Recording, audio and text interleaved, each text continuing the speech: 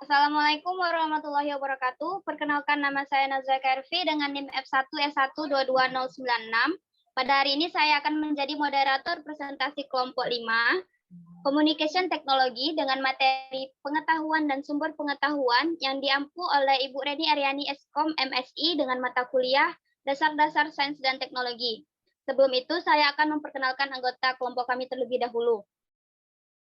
Yang pertama, Salma Linda Sri Utami dengan NIM F1S1222043. Dan yang kedua ada Ahmad Alvito Chodori dengan NIM F1S1222109. Dan yang terakhir ada Muhammad Azikri Farhan dengan NIM F1S1222143.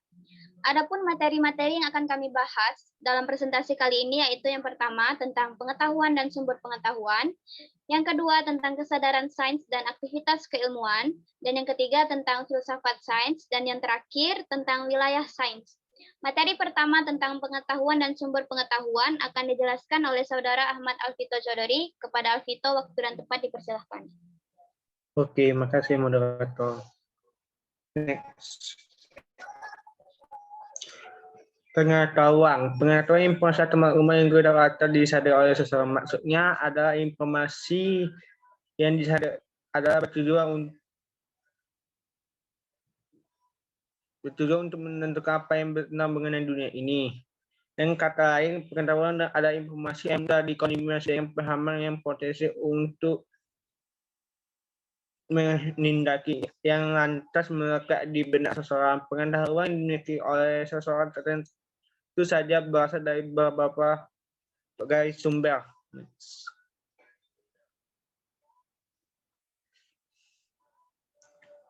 Pengetahuan dibagi 4 jenis. Pertama, pengetahuan biasa. Pengetahuan biasa adalah pengetahuan yang masuk akal, yang berasal dari pengalaman dan pengamatan, sehingga semua orang akan berpendapat yang sama mengenai suatu hal tersebut. Contoh, makanan akan memuaskan rasa lapar dengan panas yang melepuh.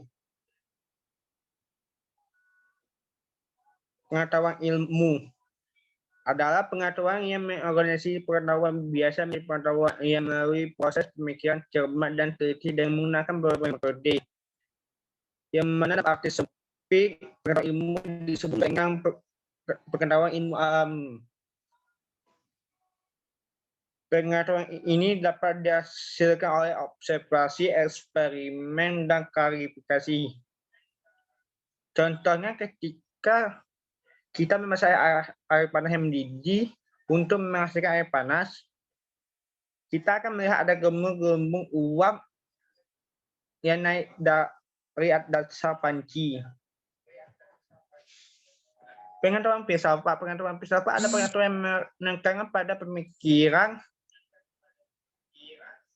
yang dalam dan lebih luas serta lebih kritis mengenai suatu kajian, sehingga ilmu yang tadinya kaku cenderung tertutup menjadi longgar kembali. Contohnya manusia dalam ilmu ekonomi dan manajemen.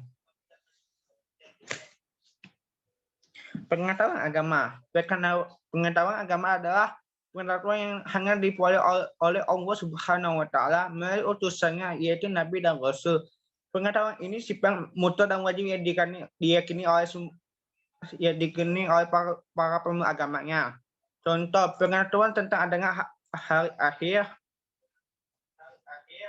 adanya malaikat, nabi, dan rasul.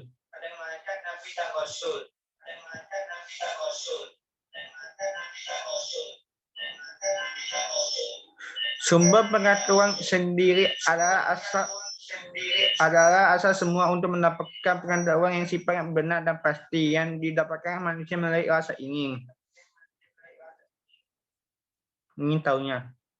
Sumber pengetahuan dibagi menjadi 4. Pertama, empirisme, berasal dari bahasa yang berarti pengalaman. Maksudnya pengalaman di dalam eksperimen adalah pengalaman yang berasal dari indera manusia. Rasionalisme atau data-data dalam ngata, maksudnya adalah sebuah teori yang menganggap bahwa kebenaran dapat diperoleh pertimbangan akal.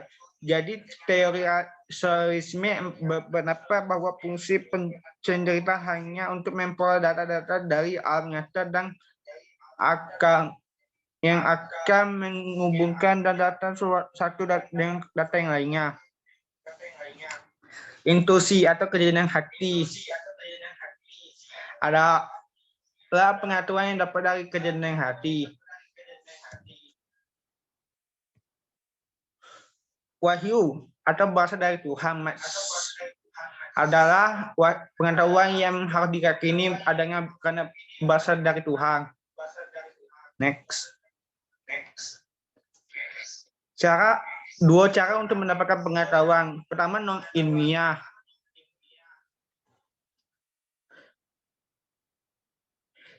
Cara untuk mendapatkan pengetahuan secara non ilmiah bisa dilakukan melalui cara aksi sehat, coba-coba, intuisi, dan pendapat otoritas. Sedangkan cara mendapatkan ilmu pengetahuan secara ilmiah dilakukan cara bereksperimen yang menggunakan metode-metode tertentu sehingga menghasilkan pengetahuan ilmiah atau ilmu. Sekian, terima kasih. Saya lanjut moderator. Terima kasih atas penjelasannya, Alvito. Selanjutnya kita akan masuk ke materi kedua tentang kesadaran sains dan aktivitas keilmuan yang akan dijelaskan oleh Saudari Salma Linda Sri Utami. Kepada Salma Linda, waktu dan tempat dipersilahkan. Baiklah, saya akan menjelaskan tentang kesadaran sains dan aktivitas keilmuan. Sains merupakan bagian dari himpunan informasi yang termasuk ke dalam pengetahuan alamiah. Untuk mempelajari sains, dari alam semesta dapat dimulai dengan bertanya kepada alam ataupun mengajukan pertanyaan-pertanyaan tentang alam sehingga menimbulkan sebuah hipotesis yang kemudian akan diajukan melalui observasi atau penelitian yang menghasilkan bukti informasi yang benar. Untuk itu, sains harus menjadi bagian internal dari sistem pendidikan nasional supaya masyarakat sadar akan pentingnya sains di era masa kini. Namun, pada kenyataannya, sains tidak selamanya bermanfaat, tapi juga memberikan dampak buruk jika disalahgunakan. Jika masyarakat sadar akan pentingnya sains di era masa kini, dapat berpengaruh positif pada kehidupan masyarakat. Pengaruh positifnya yaitu meningkatkan kesejahteraan hidup, memecahkan masalah, dan memberikan inspirasi. Namun, jika sains disalahgunakan dapat berpengaruh negatif pada kehidupan masyarakat, terutama dalam bidang lingkungan, yaitu salah satunya menipisnya lapisan ozon, terjadinya polusi udara, air, dan tanah, terjadinya pemanasan global. Selanjutnya, aktivitas keilmuan. Ilmu sebagai aktivitas penelitian digunakan sebagai dasar dan acuan dalam menghadapi kemajuan. Namun, ilmu adalah sebagai aktivitas penelitian, ilmu mempunyai andil yang cukup besar dalam perkembangan kehidupan manusia pada umumnya. Ilmu harus diusahakan dengan aktivitas manusia, dan ilmu dapat dipahami dari 3 sudut, yakni ilmu dapat dihampiri dari arah aktivitas para ilmuwan, atau dibahas mulai dari segi metode, atau dimengerti sebagai pengetahuan yang merupakan hasil yang sudah sistematis. Ilmu merupakan rangkaian aktivitas manusia yang rasional dan kognitif. Dengan ilmu merupakan rangkaian aktivitas manusia yang rasional dan kognitif, dengan berbagai metode berupa aneka prosedur dan tata langkah, sehingga menghasilkan kumpulan pengetahuan yang sistematis. Sekian penjelasan materi saya serahkan kepada moderator lagi.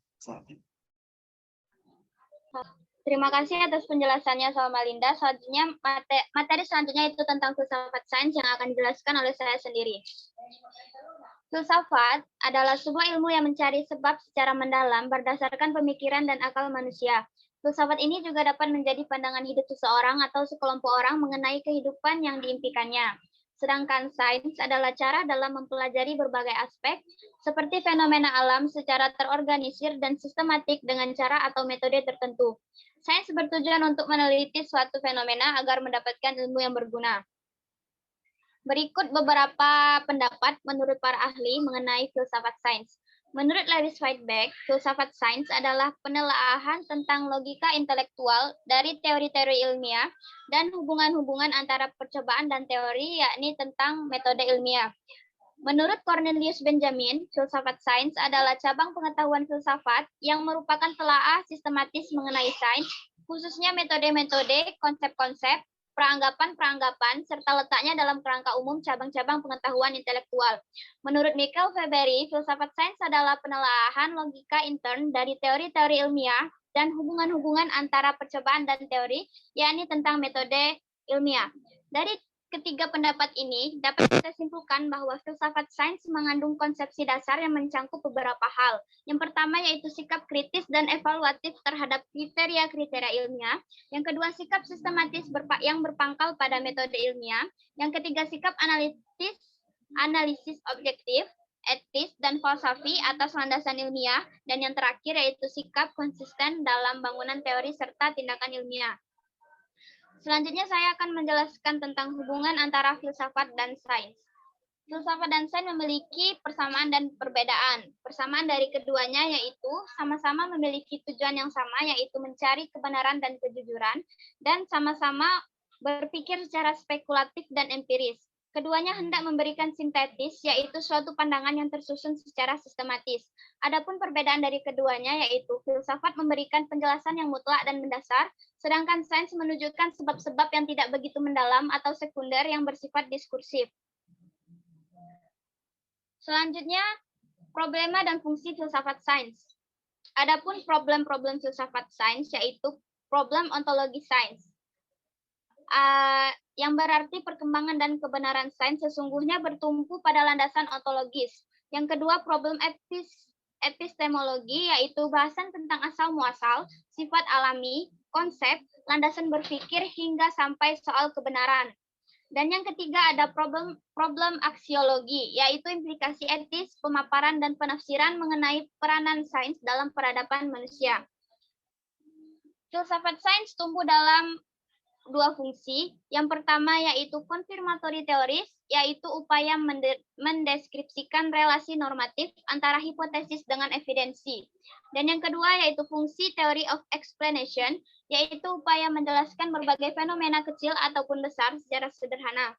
Dapat disimpulkan bahwa filsafat sains bertujuan untuk memberikan landasan filosofi dalam memahami berbagai konsep dan teori, suatu disiplin ilmu, dan membekali kemampuan untuk membangun teori ilmiah.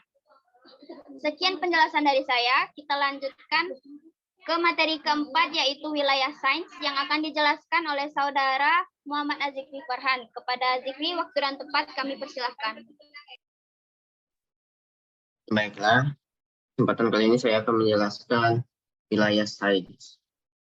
Sains mencakupi beberapa bidang, yaitu biologi.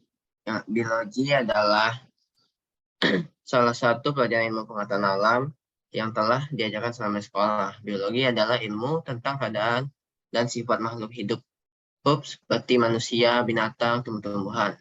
Ilmu hayati. Biologi sendiri dibagi lagi menjadi banyak cabang, yakni botani, genetika, biokimia, biologi, kedaruratan, zoologi, dan ekologi. Yang kedua yaitu fisika. Fisika adalah ilmu tentang zat dan energi. Fisika juga dibagi lagi menjadi beberapa cabang ilmu. Di antaranya adalah mekanika fisika kuantum, mekanika fluida, elektronika, termodinamika, optika, geometris, dan fisika medis. Contoh dari spesifik fisika yaitu seperti panas, cahaya, dan bunyi. Yang ketiga yaitu kimia. Kimia adalah ilmu tentang susunan, sifat, dan reaksi suatu unsur atau zat. Kimia juga dibagi lagi menjadi beberapa cabang ilmu, yakni kimia organik, kimia anorganik, kimia analitik, kimia fisik, dan biokimia. Yang keempat yaitu astronomi. Astronomi adalah ilmu tentang matahari, bulan, bintang, dan planet-planet lainnya. Beberapa di antaranya adalah kosmogoni, astrometri, astrofisika, astronomi, dan astronomi deskriptif. Yang kelima yaitu ilmu bumi. Ilmu bumi atau geologi adalah ilmu yang mempelajari tentang bumi dan perkembangannya. Ilmu bumi mencakup sistem cuaca dan iklim, serta studi tentang benda mati seperti lautan, batu, dan planet. Ilmu bumi mencakup berbagai cabang seperti geologi, geografi, meteorologi, oceanografi, dan astronomi. Yang keenam yaitu ekologi. Ekologi ini adalah ilmu yang mempelajari tentang hubungan timbal balik makhluk hidup dengan lingkungannya. Dalam ilmu lingkungan, ekologi dijadikan sebagai ilmu dasar untuk memahami interaksi di dalam lingkungan. Ekologi merupakan ilmu dengan topik yang luas dan kompleks, yang mencakup hierarki dan keanekaragaman hayati. Jumlah dan persebaran organisme, peran dan interaksi antar organisme, habitat dan relung, jaring-jaring makanan, daur nutrien, dan daur biokimia, serta berbagai proses lainnya. Baiklah teman-teman, cukup sampai di sini penjelasan dari saya. Untuk selanjutnya saya serahkan kepada moderator. Baiklah, terima kasih atas penjelasannya, Zikri. Penjelasan tadi merupakan penjelasan terakhir dari presentasi kelompok kami hari ini. Saya selaku moderator mohon maaf apabila masih terdapat kekurangan dan kesalahan dalam presentasi kali ini. Semoga apa yang kami sampaikan dapat bermanfaat bagi kita semua. Saya akhiri dengan wassalamualaikum warahmatullahi wabarakatuh.